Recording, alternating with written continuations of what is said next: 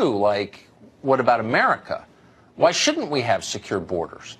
Pretty soon, Democrats will have to explain that to the country. Congressman Jim Clyburn of South Carolina took a stab at it today on CNN. Here's how it went. But why wouldn't a wall help improve security at the border? Well, because we think if the wall is 10 feet high, they'll get a 12-foot ladder. That's just simple arithmetic to us. Ah, the 12-foot ladder argument. Feels like we've heard that before from both parties. Jeb Bush used to drop the ladder argument at fundraisers in Palm Beach. People would smirk knowingly. Yeah, 12-foot ladders. Only dumb people believe in walls. As Congressman Clyburn said, it's simple arithmetic. Walls don't work. They never will. That's why nobody builds them anymore. Oh, but wait.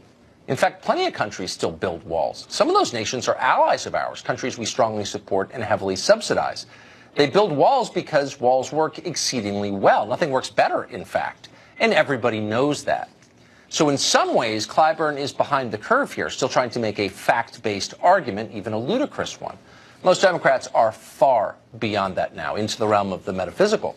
The Right Reverend Luis Gutierrez, who was also a Democratic congressman from Illinois, made the theological case against walls today as he questioned Homeland Security Secretary Kirstjen Nielsen. Gutierrez noted that people who support walls hate Jesus. It's that simple. Watch. The majority on this committee must think you're doing a fantastic job because they've ordered this hearing so that you could come before us and look tough and remorseless just in the time for the holidays.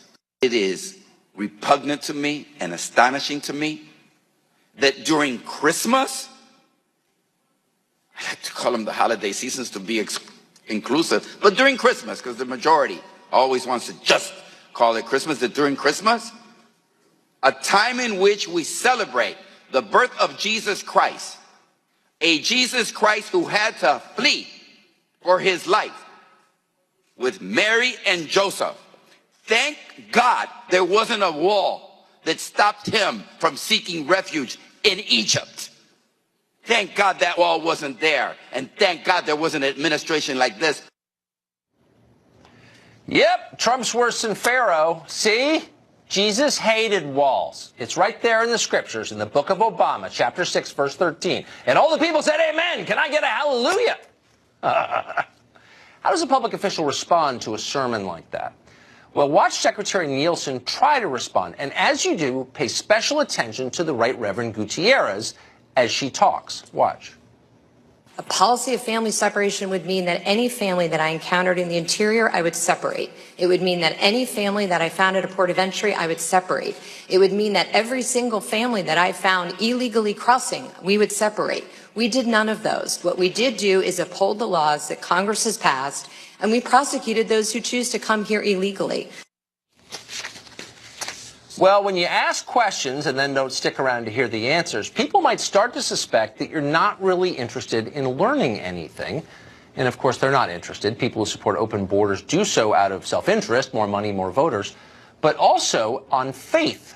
They just know they're right, and they know for a fact that you're evil. It's obvious. Well, maybe they're right. Maybe they are good people and you're irredeemably sinful. But that's not enough. Winning on virtue alone is not how our system works. You can only make people shut up and obey for so long. You can certainly silence them for a while. You can bully them into submission by calling them racist or throwing fake Bible verses at them. But that's only a short-term fix. At some point in a democracy, you have to convince them. And that starts by answering their questions. Why not a wall? Nothing else has worked. There are likely more than 20 million foreign nationals living illegally in America right now. They're all using fraudulent federal ID. They're making a mockery of this country and our laws. It's totally dysfunctional. It's disgraceful. Everybody knows that. Trump, whatever his faults, took the problem seriously. He promised a border wall. In the end, he did not deliver on that. That's on him. But instead of proposing a better idea or even acknowledging the seriousness of what is a legitimate crisis, the left decided to pretend that everything is fine and you're a bigot if you disagree. That's on them. They may not know it yet, but by winning the last election and stopping the border wall, the left just inherited responsibility for one of the biggest problems we as a country face. What is their problem and their plan now? Congressman Jim Jordan is a Republican representing Ohio, right in the middle of all this, and he joins us tonight. Congressman, thanks a lot for coming on. So the obvious question as we have the final debate over the wall during the final hours of the Republican Congress. Yeah. Why now? Why 2 years later? Well, you're right. We should have done it earlier. We should have done it in March on the big spending bill. We told American people we would. Then we said, no, we're going to do it in September. Didn't do it then on that spending bill. Then we said we'll do it on December 7th. No, we didn't do it then. And then we said we'll do it on December 21st. We did it tonight in the House. I mean, just a few minutes ago it passed. Even though last week in the Oval Office, Nancy Pelosi said the House can't get the votes to pass a border security wall, funding for a border security wall. We just did a few minutes ago, got 217 votes. I think the Democrats had 185. So we just passed it in the House. That's step one, and now it goes back to the Senate, and we'll see what happens from there. But we need to stand firm on this because, as you said, as the president said, this is a central promise we made the voters in 2016. This is our last best chance to do what everyone knows is just good common sense. Everyone but Democrats, I should say, knows is good common sense. But I think it's fair for the rest of us to press a little deeper and ask, well, why didn't it happen? I mean, you're absolutely right. It should have happened. You probably would have preferred it had happened earlier. But we pushed for it to happen earlier, yes. Right. I remember.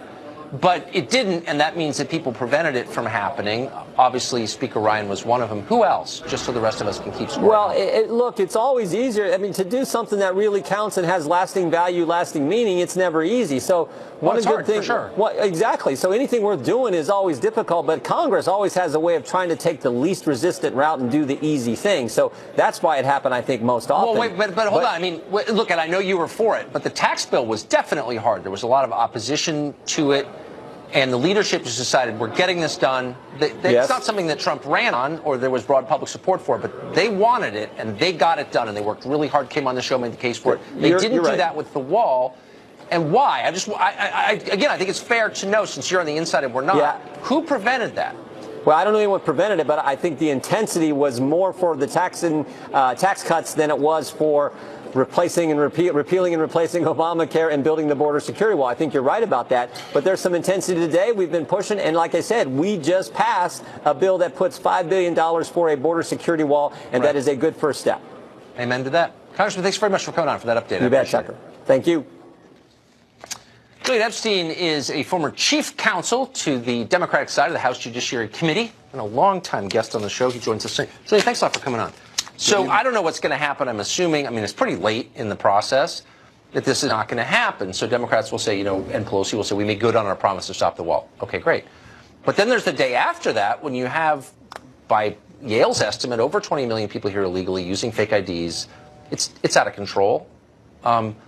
What's the plan at that point to secure the border, the Democrats' plan? I think, well, let's talk about good faith. I mean, I think the question you were asking Representative Jordan is, were the Republicans of good faith? President Trump famously told the Mexican president that he didn't really care about the wall in a conversation that was caught by U.S. intelligence. That's all true. The Republicans have been in control for 2 years. I couldn't agree more. Why haven't they passed anything? Look, you don't need to convince me to that. Is this an issue they like to tell your viewers and their voters that they're for? Yes. But it's just symbolic? Yes. It's a mirage? I think Paul Ryan would like to leverage the enthusiasm and the donations of ordinary Republicans to win and then subvert their will on behalf of his donors once he gets there. I agree. Well, so with you're that. being honest. So you're being honest. Well, I mean, I don't work for anybody. But you're being honest. That's right. So let's talk about good faith on the Democrats' part, which is what you asked about. I think the Democrats have to say in unequivocal terms, we are completely against open borders. We are against illegal immigration. We are for legal immigration. Now, they've done that. In the past, Democrats have voted $40 billion for border security. They've including 700 miles of fencing and walls. Schumer is on record doing that. Donald Trump's position has changed from 2,000 miles of border wall to 700 miles of border wall. There's actually consensus for physical security, border security, physical security, a wall, fencing, where it makes sense. Not where it doesn't. Remember, 2/3 of the border area is controlled, either is owned by the states or owned by private individuals. Okay. Even if you got all the funding done today, you're going to be tied up in court for 10 years on eminent domain legal challenges on your ability to do this. But more importantly, I think we just spent, just to put it in context, it's $5 billion for this wall as a start. We just spent, I think, $967 billion on a farm bill that literally gives tax dollars to the nieces and nephews of farmers for reasons that no one can explain to me. It's the most wasteful. It's disgusting, okay? And so it's not, this whole idea it's too expensive is just like such a transparent lie, it's not even worth addressing. No, I didn't say it's expensive. No, I don't think you were. But here's what I'm so struck by. Rather than make like an adult argument, We're getting Gutierrez lecturing us about Jesus. Let me make an adult argument. And wait, hold on. And then Speaker of the House lecturing us about Jesus. Now, I'm pro-Jesus, but like the Partial Birth Abortion Caucus is lecturing me about Jesus because, I mean, you know what I mean? It's insulting, actually. So let me try to make an adult argument. I think it is political symbolism. I think it is something that the Trump campaign threw out at election time. And the reason I say that is because if you were serious about illegal immigration, which I think Democrats and Republicans ought to be, you would go after things that were going to make a difference. The primary cause, the primary suction tube of illegal immigration is visa overstays. Most people come here, they come on visas, and they overstay their visas. And going after visa overstays well, would be I far couldn't more agree than well. more. And Secondly, verify. I'm with you on that. Well, let's go. No, but look, it's a given. I agree. If you want to go, But what's wrong with the wall? But I just don't understand. Look, those are all components. We're in total agreement. But the wall works in a bunch of different countries. It works famously on Israel's border with Egypt. But we claim it won't work here. That's such a lie. Everyone knows it's a lie. Why not just say it works and let's just try it? I mean, what's wrong with that? I'm missing it. So where the wall makes sense, I'm in complete agreement. We ought to do it. I don't think we ought to do it at 2,000 miles because many of those areas are completely impractical. They're incredibly mountainous. They're waterways. There's a complete. That's fine. I mean, plenty of places. So we already do have borders. We already do have physical security. Can we both agree that? And a lot of our illegal immigration comes from visa overstays. I understand that. But most of it. Yeah, right. But there's still millions of people who've snuck over the border and are still living here. So why wouldn't you reassure the American people that we can all calm down and focus on a smart immigration policy that's, emotionally decelerated from where we are now? People feel like it's out of control because it is. I think, well, it's getting better. We had 300,000 border apprehensions last year, which is the lowest since 74. I guess relatively speaking, but it's still the number of immigrants coming across the southern border is way down. Hundreds of thousands. That's way bigger. 300,000. Okay. Used to be 750,000. No, I'm just saying, that's much bigger than the city I grew up in. So, that's a lot of people. But why not just wall it off and then we can have a rational conversation? So let's try and go back to this adult conversation if we can. I agree there ought to be physical security in places that it makes sense, not where it doesn't make sense. I don't think the two parties are engaged in that kind of conversation right now. But that's point one. Point two is the real problems here are not the border crossing. The real problems are visa overstays, as we just talked about. Second one is employers. The reason why undocumented immigrants stay here is because of employers. If Republicans, and I think Democrats should be here as well, if they're so serious about this problem, why is it that they don't do things that will upset the business community, like employers? You're preaching to the choir completely. I think, but to see the activist left aligned with rapacious employers looking to exploit labor is a little bit stunning. That's what Republicans have always done, and now all like the drones on the progressive side of the intersectional side are like, yeah, we're on the side of Amazon hiring cheaper labor. What? So we're making a little bit of progress here, I think. I think physical security where it makes sense, not where it doesn't. Go after visa overstays, employer sanctions. The last point I would make to you is that we're almost at time. I don't think Mexico is the enemy here. Most of the illegal immigration that occurs on the southern border is Central America, not Mexicans.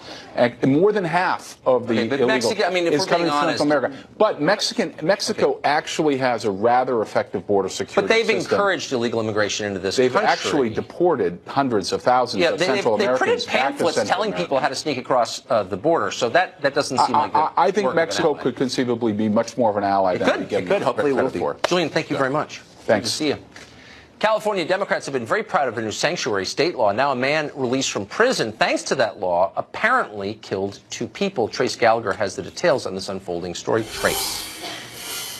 Tucker, in the span of a few hours on Monday, police say Gustavo Garcia Ruiz carried out 11 crimes, including killing a stranger and shooting at others before he was killed during a high-speed police chase. Authorities think Garcia Ruiz also killed another man a day earlier.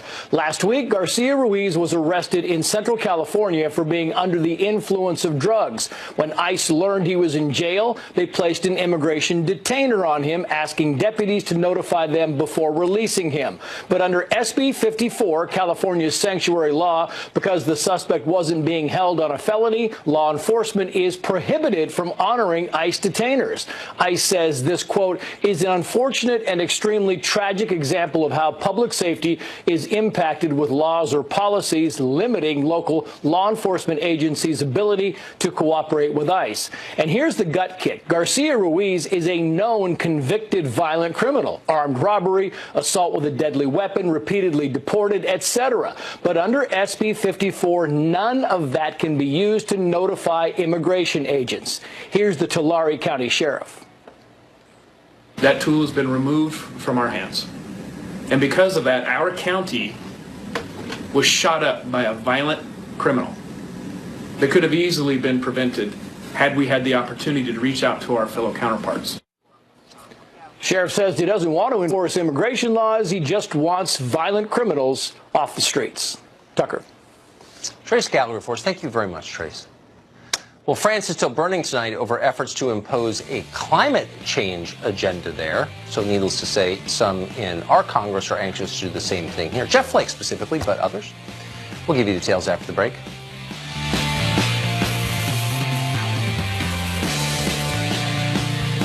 Mattis announced today he'll be leaving his post, quitting in February after 2 years on the job.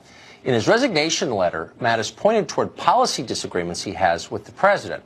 He addressed the president directly in the letter, writing, quote, "Because you have the right to have a Secretary of Defense whose views are better aligned with yours, I believe it is right for me to step down from my position." The announcement came as something of a surprise. It also came shortly after the president's equally surprising announcement he's withdrawing U.S. troops from Syria, a deeply unpopular decision among permanent Washington. Mattis reportedly opposed that withdrawal as well as a potential drawdown of American forces in Afghanistan.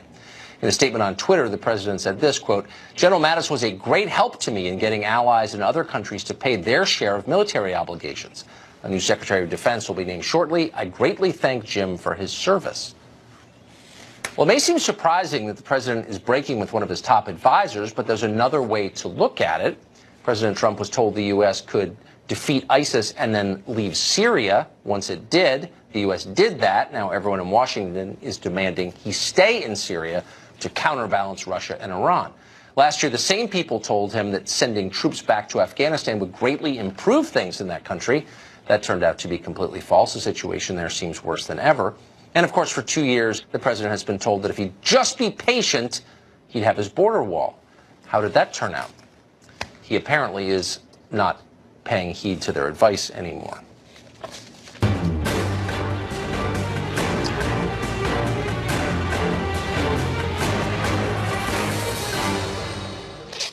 The administration today issued a strong condemnation of a major foreign power that routinely hacks American infrastructure, steals national secrets, technology, personal information in huge quantities. The director of the FBI called this country the greatest long-term threat to America's well-being. China, misread that. For more than 2 decades now, of course, it has always been China, America's greatest geopolitical rival. You wouldn't know that, though, from watching television. Even this week, with this new news about China, there's only one foreign power on the radar considered a threat. You know what it is. The Russians exploited a massive backdoor into the foundation of our democracy. Moscow's attack on American democracy. The work by Russian agents to try to destabilize American democracy. It's everything you need to know about the threat to our democracy. The long-term damage is going to be to weaken our democracy. You have Republicans who are silent and seemingly okay with this kind of attack on our democracy. People are so stupid, it's amazing they're employed. Michael Pillsbury, not stupid and employed, director of the Center for Chinese Strategy, the Hudson Institute, author of the remarkable book, The 100-Year Marathon, China's Secret Strategy to Replace America as the Global Superpower. A strategy no longer secret thanks to his book. Mr. Pillsbury joins us tonight. Thank you very much for coming on. So this seems like a confirmation, this announcement today, of what we may have known, but still striking. Yes, I think when the director of the FBI calls China our main rival, and then specifically said their goal is to replace us as the global superpower. That's the subtitle of my book. Yes. So it's not just good news for me, though, Tucker. It shows the recognition of the problem of China is now getting quite widespread. Give us a scale of the hacking efforts by the Chinese government here. Well, they're number one by far, more than the Russians. They have a number of techniques, some of which were revealed today, formally classified matters. There's this wonderful term I hope you'll start using called Stone Panda. It's the code name for the Chinese unit that's been doing this. Sounds like a restaurant, but I like it. And it seems to, according to this declassified material, it seems to go back 12 years. It seems to focus on American companies the data that they stolen can help them in negotiations, business negotiations with American companies. They also get trade secrets. It's massive, and it seems to be focused on the high-end technology sectors that China would need to dominate by 2030 or 2035 in order to be the world leader. So in other words, they're going to steal their way to global leadership. Let's put it that way. It's more polite than domination. And the FBI is blowing the whistle today, along with the Deputy Attorney General. The pity is, as you know from our local press, there's been a big leak that Steve Mnuchin and the Treasury Department were going to offer sanctions today as punitive for these things that the DOJ and the FBI are finding. For some reason, at the last minute, Treasury pulled out. So they weren't at the announcement, and they're not putting the sanctions forward. So this leak shows dissent inside the Trump team. And of course, the Chinese have a strategy that Vice President Pence spoke about back in October, that they want to divide the Trump administration. They know they're hawks and doves. So this is good news. It raises public awareness for what China is up to. But there were no actual sanctions announced other than the indictment of these two Chinese hackers out of a possible 10,000 hackers, let's say. Meanwhile, there are calls for more Russia sanctions. Yes, it just tells you everything. Michael Pillsbury, thank you very much for this and all you've done on this topic. Thanks, Tucker. Well, for more than a month now, France has been racked by massive riots, the biggest in 50 years. The riots began in response to a planned gasoline tax. Why was the French government raising gasoline taxes? Obviously, climate agenda. Well, in Washington, people only care about Russia, so they've barely noticed this. They think a carbon tax is still a great idea. Such a great idea that outgoing Arizona Senator Jeff Flake has teamed up with Delaware Democrat Chris Coons to introduce a new bill that would impose a nationwide carbon tax. Ethan Behrman is a California radio host, and he joins us tonight. Ethan, thanks very much for coming on. Thanks, so I think it's pretty clear from what's happening in France that maybe the public globally isn't on board with this because most people care about gas prices because they don't have their own planes or drivers. So why would you, in the name of fighting climate change, crush the most vulnerable in your society? That doesn't seem fair. Well, we got two issues that are going on here. First off is in France, Emmanuel Macron, he actually did a massive tax cut on the rich. That's part of what these protests are about. It's not just about the gas tax. It's also the fact that the people feel like he was just giving away these giant tax cuts to the wealthy. That sounds familiar to the United States. Simultaneously, the U.S. proposal is actually fundamentally different from France.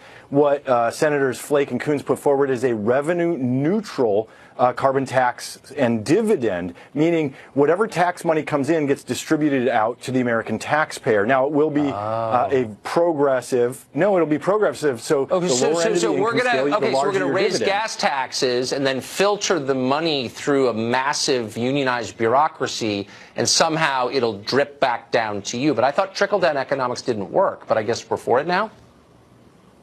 Well, that's not trickle-down economics. Trickle-down economics means tax cut on the it trickles through a public employee union first, right? There's a different kind of trickling, but you're still getting wet. Yeah, but the difference here is, so we're using a market force to disincentivize pollution. Now, one of my big issues with the carbon tax is you can argue all you want about whether or not climate change is man-made or not. But we do know that mercury pollution is a potent neurotoxin. We do know that sulfur pollution has significant health effects. We do know that ground-based ozone, because of our burning of fossil fuels, causes people to die because they can't breathe. I'm a big fan of reducing pollution. If we can use market solutions to incentivize being more efficient and disincentivize polluting, I think that's reasonable. Then look, I mean, some of this I can't weigh in on one way or another because I'm not a scientist, but I do understand who's getting the short end of the stick. Wouldn't it be a display of good faith if the people behind this legislation said the first thing we're going to do is ban all private air travel in this country? We're going to put you in prison if you get on a private plane, because climate change is that serious. It's an existential threat to the planet, to the human race itself. So you can't fly in a private plane. And then we'll talk about taxing everybody else, like people who make 40 grand. Why not start that way? So we actually agree on the private plane issue. I hate when people will tell me how to live my life and then they do the exact opposite. I can't stand hypocrisy. Do you see that happening now? The politicians who fly constantly private and these actors who fly private and Al Gore who flies private lecturing you about your Suburban, that is a problem for you then? I'm offended by that. I wrote about it in my book, actually. Good for you. I specifically why don't we out. just ban it? No, but seriously, if it's that serious a problem, let's just ban it. I mean, I don't want to be an authoritarian. I was always kind of libertarian. But climate change is too important, okay? So if you show up at the FBO, at the private airport, we're just going to put you in prison. So no, I'm actually a little bit on your side here. I don't like banning things.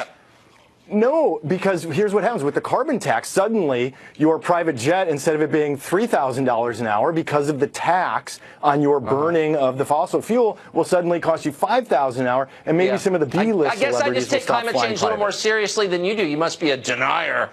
I don't want to see someone despoil the earth like that. So, every private plane banned.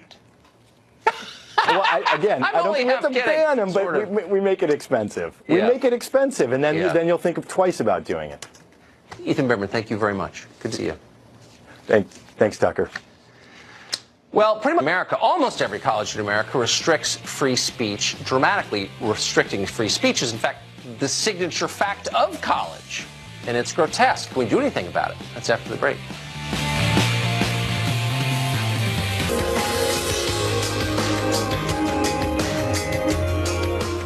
America's college campuses were designed to be havens for free expression, and for good reason. Free speech is a requirement for free thought, and free thought is central to the idea of university. There's no other reason to have it. But it's at universities where those ideas, those freedoms, are now under the gravest threat. A new report by the Foundation for Individual Rights in Education, FIRE, finds that 90% of American college campuses have some kind of speech code that restricts what their students are allowed to say, and by extension, and this is intentional, what's acceptable for them to think. When they can control what you say, they control what you think. Robert Shibley is FIRE's executive director, and he joins us tonight. Robert, thanks very much for coming on. So when you say there are speech codes, is that strictly speaking? I mean, are these rules that say you're not allowed to express certain ideas or say certain things, or are they informal? Yes, these are literally formal rules telling you what you can and cannot say on college campuses. And you're right, about 90% of them have codes that, if it's a public university, are unconstitutional, or if it is a private university, violates their own promises of free speech. So FIRE only rates those codes that are written down. If a college is engaging in informal censorship, that's not even part of these ratings. So I think, except for a small handful of colleges, every college in America receives federal funding, every one. So they would all be subject to the conventional protections, civil rights protection, voting rights. Why are they not required to uphold the First Amendment to the Bill of Rights, freedom of speech? Well, it's interesting. There are some civil rights protections. Title IX is probably the most well-known one, but some racial discrimination as well. Those do come. Those are requirements when you get federal funding. But actually, following the First Amendment is not one of those requirements. We don't make that requirement of colleges who take federal funds. But you're right; it's virtually all of them. So why wouldn't it be pretty simple for Congress to pass a law saying if you're going to take tax dollars, you have to follow the Bill of Rights? That doesn't seem like a very tough ask. Well, that is something that Congress could do, and it wasn't done back in the civil rights era. I think now you would see a lot of resistance on political bases, because I think people are, there's a lot of support out there, particularly among college administrators and folks who work at colleges, for these kind of restrictions. So I think you'd see a lot of opposition to that. I don't think you'd see a lot among your average Americans, though. Man, well, if we ever get a Republican Congress, maybe they'll do it and build a wall and stuff like that, protect Americans. Here's hoping. Robert, thank you very much. Thanks for having me. Well, Jason Nichols is right in the middle of this debate. He's an actual professor. He teaches African-American studies at the University of Maryland, and a frequent guest on this show. Professor, thanks for coming on. Thank you for having me, Tucker. So it seems like kind of would be a baseline for a university to have pretty much absolute freedom of speech, a prerequisite for freedom of thought. Like, what's the point of having colleges if you can't say whatever you think? Well, I think, number one, in society, we don't have complete freedom of speech. True. Of course, you know, there's libel, there's defamation, there is, threats of violence and inciting violence. Yes. Those are limits on free speech. So I think we have this idea that freedom of speech means that you can say anything at any time. No, we know what it is because Brandenburg versus Ohio in 1967, the famous Supreme Court case, very specifically outlined the boundaries of free speech. And so libel is not allowed, of course. Imminent threats of violence are not allowed, but everything else is allowed. Everything else is allowed. And you would but it's not allowed at Apple or Amazon or some big authoritarian company, but colleges exist to be an oasis in the middle of our commercial society for free thinking. So why would they be the places where free thinking is punished most aggressively? No, I agree that, there are many cases, and you and I actually discussed a case a little while ago where there was a college professor who said something he shouldn't have said, and then all of a sudden people are talking about, oh, he needs to be fired. This is why we actually have tenure. Right. It is, to protect people so that they can say what it is that they want. But there have been all these attacks. There are these people who are trying to put limits on what it is you say. And I think that that's, problematic. But, I think overall colleges do protect freedom of speech. So what would happen if you went into your class? Yeah, I kind of like that Donald Trump. And what do I like about him? I like the family separation policy. I like the wall. He's right that Mexico doesn't send us its best. Just kind of read portions of a Trump speech. Sure. How'd that work out for you? I think students would disagree, and they'd have every right to disagree. Of course they would. I would never contest that right. As a matter of fact, even if they protested me, that's part of their First Amendment right. You're not getting no debate from me on that. I believe in the free exchange of ideas, and despite the efforts to shut us down and shut us up, we're still doing it. But if you said that in a faculty meeting, no one would engage you. People would just say, you know what, I know you're African American, but you're obviously some kind of freaky bigot. You know what I mean? They would treat you like they treated Kanye West. Like, no one would engage you and say, let's talk through those ideas. You really think the family separation policy is a good idea? No. They would shout at you, wouldn't they? Well, I think people would disagree, and I think they would have every right to disagree. Yeah, of course. No, but I'm saying, I think that the whole idea of the college is you say one thing, I say another, and then we talk about them to get to wisdom. Isn't that the goal? Sure, but I think the conversation doesn't always have to be comfortable. That means we can yell at each other. We can sit there and try to shut one another down. That's part of free speech. Of course. I guess the macro question is, have you ever met a group of people with smaller minds than those who teach at America's colleges, less open to new ideas, to truly challenging concepts? I think that's what we literally do on college campuses. Really? Is challenge concepts and challenge popular ideas. I think, number one, how about this? Why don't you go next faculty meeting and say, just for the record, abortion's murder. Well, let me hold on, Tucker. I just want to see how that works. Let me tell you something. Every semester, we have abortion activists who come out and litter the campus with pictures of aborted fetuses. Yeah. And there are pregnant women who are walking across campus crying and all these kinds of things. It's still their First Amendment right. Of course it is. I'm just saying, I'm just wondering if your colleagues... no one complains. But people complain. But what would your colleagues say if you said that? I'm sure they'd be disgusted and they'd be upset with me. They wouldn't be open to why is he saying that? What are the ideas behind that? But they don't have to be open. No, of course, because but they should be, because they're not supposed to be small-minded. They're supposed to be broad-minded. No, these are people who have probably studied the issue and they have a particular view. Come on. Oh, they're dumb people. People who study for a living are dumb people. Yeah. Well, amazingly, that's the irony wrapped in the riddle. You are none of those things, which is why we're so grateful that you come on the show. Thank you, Professor. Thanks a lot, Tucker. Good to see Appreciate it. Time now for final exam. Can you do better than the news professionals at remembering the news? A lot happened this week. What happened? We don't know. Do you? Find out after the break. Oh, the best and calmest moment of the week. Time now for final exam, where hardened news professionals compete to win an Eric Wempel mug and be crowned the ultimate news champion. This week's exam, we're pitting two of our top Fox News correspondents against one another, but gently. Lauren Blanchard and Griff Jenkins join us on the set. Griff is a long-time former champion, though I think every match you've won, you had an arm sling on. We did. We had a 4-0 run in a sling. First time the sling came off, I lost. Yeah. Well, we found out recently that Lauren is a very tough competitor, so best of luck to you, and of course to you. Thank you. All right. You know the rules. I'm going to repeat them, though, for our audience at home. Hands on buzzers. I ask the questions. The first one to buzz in gets to answer the question. This is key. You must wait until I finish asking the question in order to answer it. You can answer once I acknowledge you by saying your name. Each correct answer is worth a single point. Each incorrect answer detracts a point from your total, the cruel math of final exam. Best of 5 wins. Are you ready?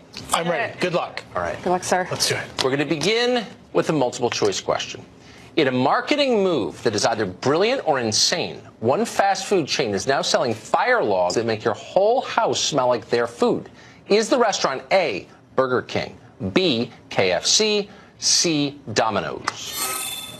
Lauren Blanchard. It is KFC. B, KFC. Boy, you're definitive on that. Is it KFC?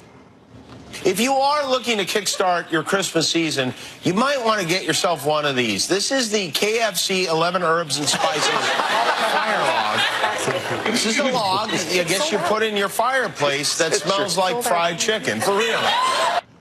It smells like your car in college. No. Absolutely not. That would not come into my house. Sounds like my I'm going to run out and get one now. Lauren Blanchard, you are up by 1 point. All right, Griff, it's all you. Question 2. Here we go. Traffic in Los Angeles is notoriously awful, but thanks to the brilliance and the foresight of Elon Musk, relief may be on the way.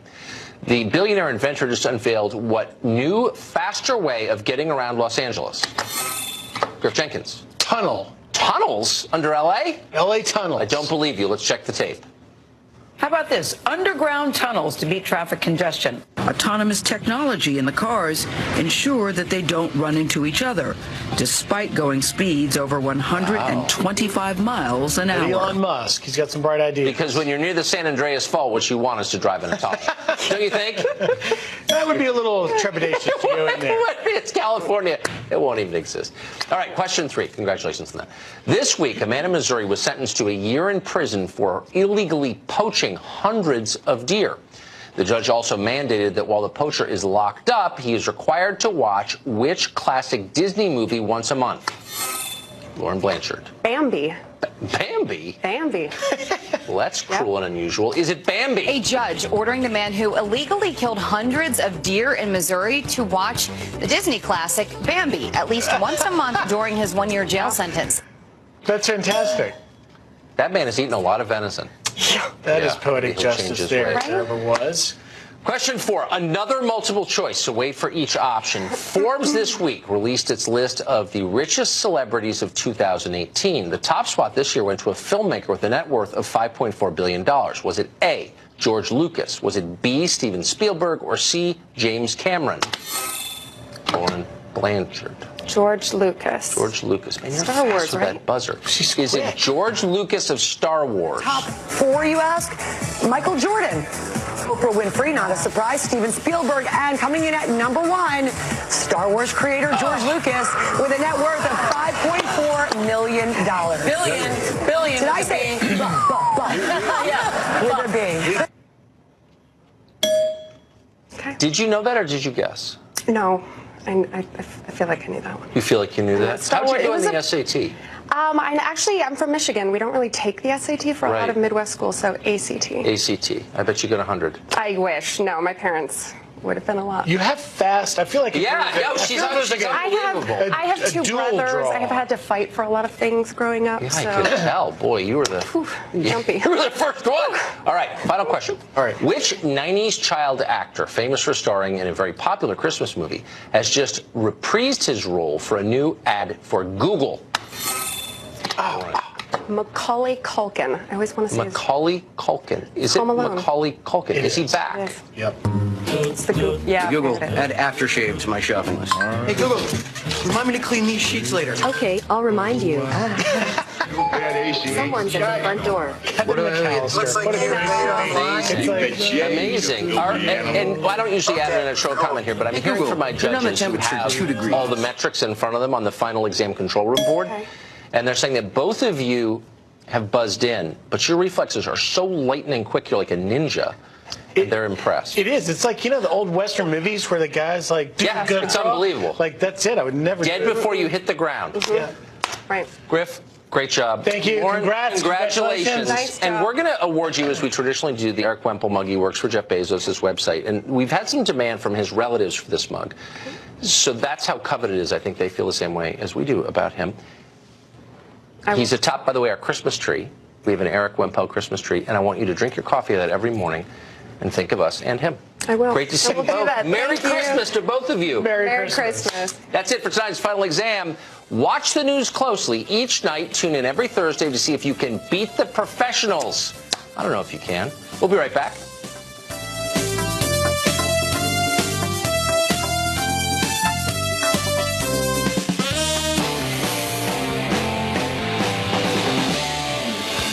Well, CNN just hates it when you call them fake news. The governor's brother gets all upset, but occasionally it fits.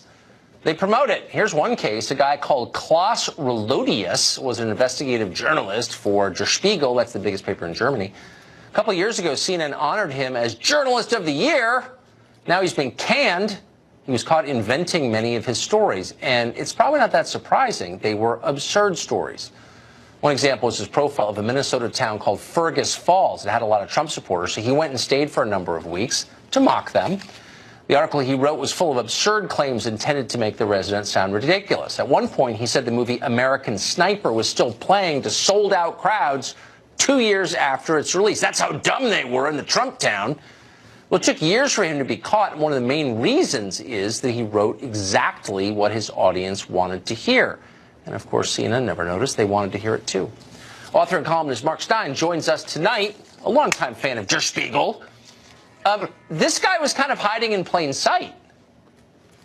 Yeah, this is a very traditional kind of story that Europeans and people of what one might call a Eurocentric bent, such as CNN, enjoy. They like to send their reporters out into the great wastelands of the American interior and report back that all the people there are inbred, stump-toothed, snake-handling crazies who like nothing better than a jigger of moonshine and a bunk up with their sister before they go down to have their church renamed after Trump and do a couple of scripture readings from the Art of the Deal. So basically, this guy, no, you laugh, Tucker, but that is actually what these newspapers and magazines want. And they're prepared to give you awards for it. Like this guy got Journalist of the Year. A guy called Matthew Engel at The Guardian, his editors told him to go out to the most backward parts of America and find the most inbred crazies to write about. And his heart wasn't really in it, so he went to a suburban Olive Garden restaurant and wrote it up as if he was Stanley in Africa, discovering Livingston. That's how they think of the interior of America. This guy was completely ridiculous. He says the town manager was a virgin who had never been to the ocean, and these guys in Fergus Falls post a photograph of the town manager standing on the ocean shore with the woman he lives with. I mean, this guy got there, discovered the story wasn't there, but decided to write it for his readers anyway. Can and I that just is be a lot of what news is super about. quick? Well, I first met you when you were writing for about 5 different English newspapers. You've been a newspaper man, a journalist for many years. Right. So you know the answer. Do you think journalists are getting dumber, or is it just my imagination? Oh, no, I think I think the herd mentality of all like sitting around in the Washington Bureau or whatever, and the idea of actually all agreeing on I think the groupthink, the herd mentality is far worse than it was 20 or 40 years ago. Good. Thank you. I need a reality check. The great Mark Stein. Thanks a lot. It's fantastic. Thanks, Tucker. Merry Christmas to you. Merry Christmas. The current battle over border wall funding says everything about the state of modern American leadership. Washington easily agrees on funding an endless war in Afghanistan, giving aid to foreign countries, handing tax breaks to powerful tech monopolies. But protect America's sovereignty, help actual Americans secure the border? Whoa! Agreement is completely impossible. How'd that happen? Well, for a blueprint, there's a new book called Ship of